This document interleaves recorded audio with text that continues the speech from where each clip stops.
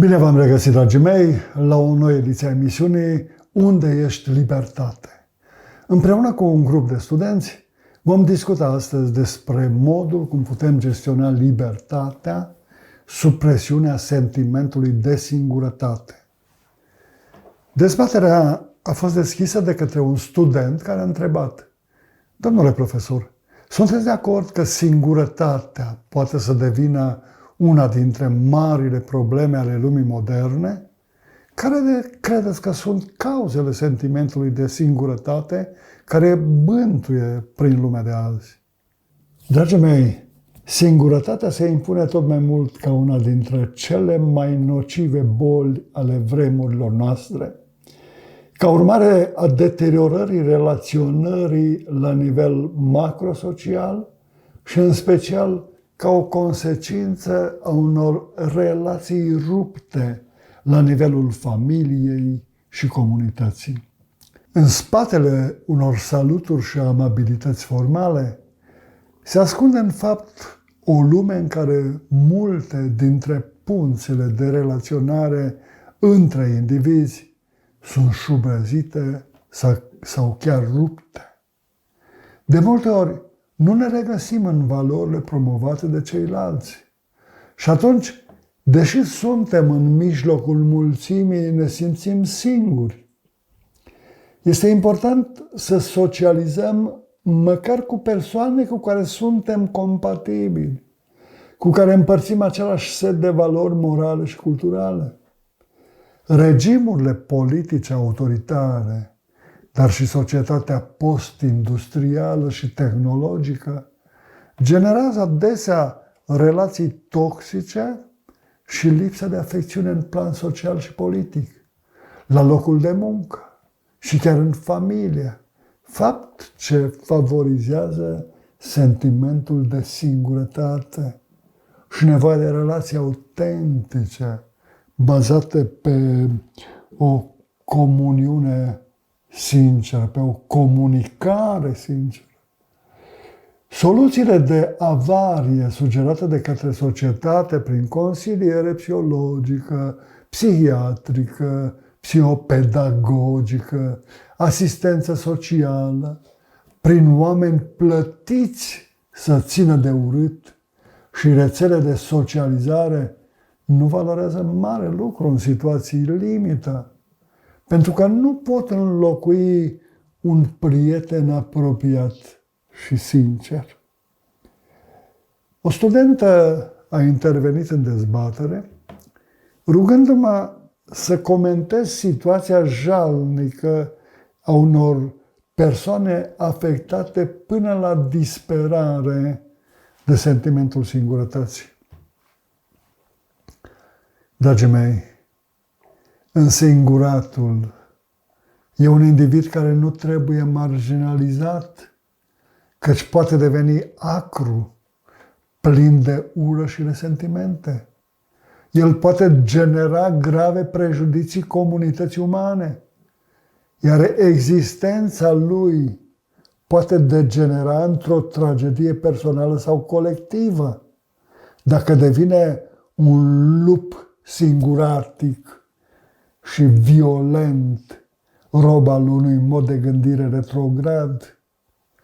Chiar dacă avem de-a face cu un introvertit singuratic sau depresiv, cuprins de tristețe, care se izolează de ceilalți, se pot găsi diverse căi de a ajunge la inima sa, oferindu-i alternative de relaționare pe diverse teme care îl interesează sau care îl pasionează.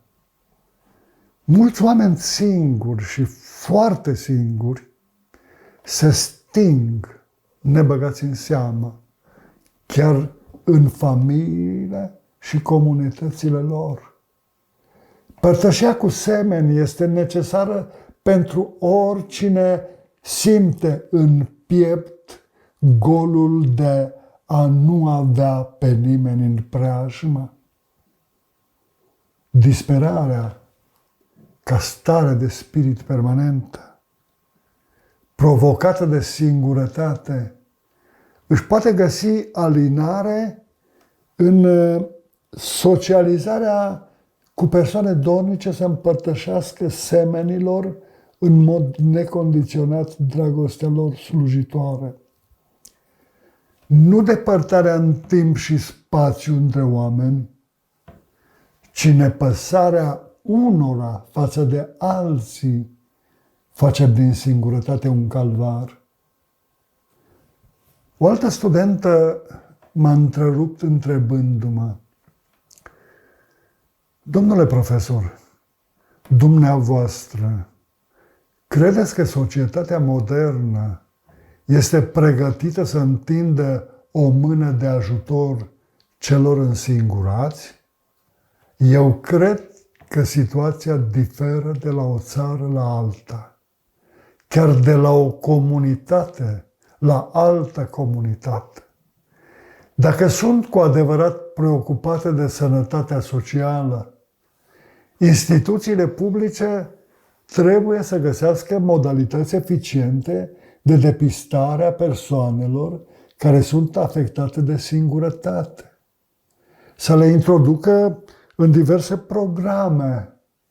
programe ocupaționale pentru a le oferi posibilitatea de a relaționa cu alții.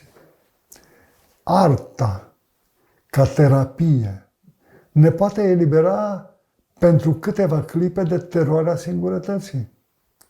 Dar livrarea de iluzii frumos împachetate în metafore sau imagini plastice nu vindecă, ci doar amână disperarea și plictisul cronic.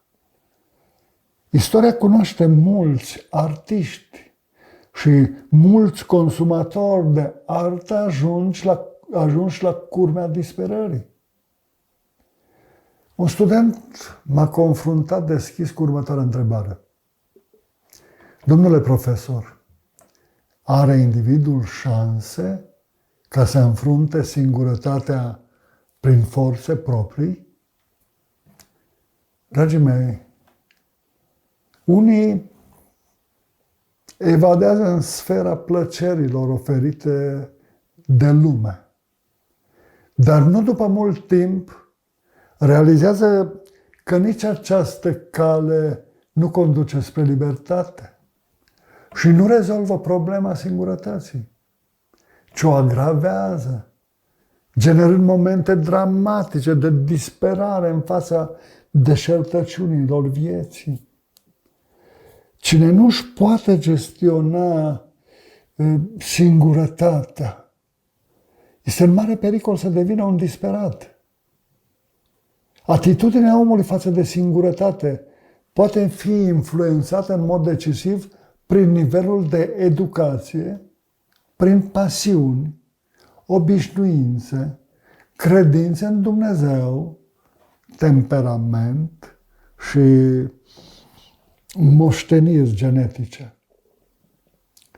Salvarea este evadarea din spațiile închise, relaționarea cu ceilalți, baia de mulțime, shoppingul, exercițiul intelectual sau preocupările de natură spirituală.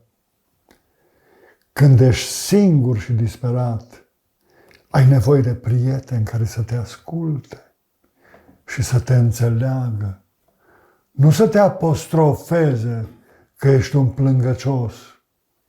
Un creștin care are în el caracterul lui Isus, Hristosul lumii, trebuie să aducă în viața omului apăsat de sentimentul singurătății dragostea sa slujitoare, bucuria, pacea, bunătatea, blândețea, respectul, prietenia, compasiunea, lumina adevărului divin, încredere în promisiunile lui Dumnezeu pentru viața aceasta și pentru veșnicii.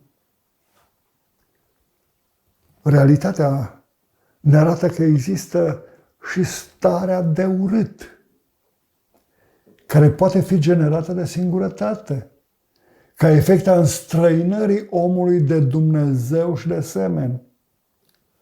Filozoful Emil Cioran scria într-un moment de sclipire a geniului său, citez, în sângele meu și-a făcut casă urâtul. Am citat din primul său jurnal, publicat în 2005 la editura Humanitas din București.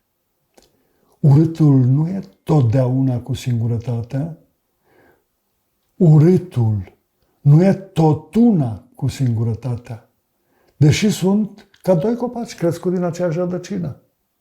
Sentimentul de singurătate liber asumat poate deveni o bucurie, dar sentimentul de urât e ca un călău care te amenință cu satârul ridicat deasupra capului. De aceea ai nevoie de curaj și energie pentru a-l înfrunta. Iar dacă nu ai biruință, poți să apelezi la ajutorul divin. În situații limită, călăuzirea și ajutorul divin sunt esențiale pentru a avea biruință în lupta cu sentimentul singurătății. Dragii mei, timpul acordat întâlnirii noastre de astăzi a expirat. Mulțumesc pentru atenție, vă dau întâlnire săptămâna viitoare la o nouă ediție a emisiunii Unde ești libertate? Vom discuta în emisiunea următoare despre presiunea singurătății din celula închisorii asupra stării noastre de libertate.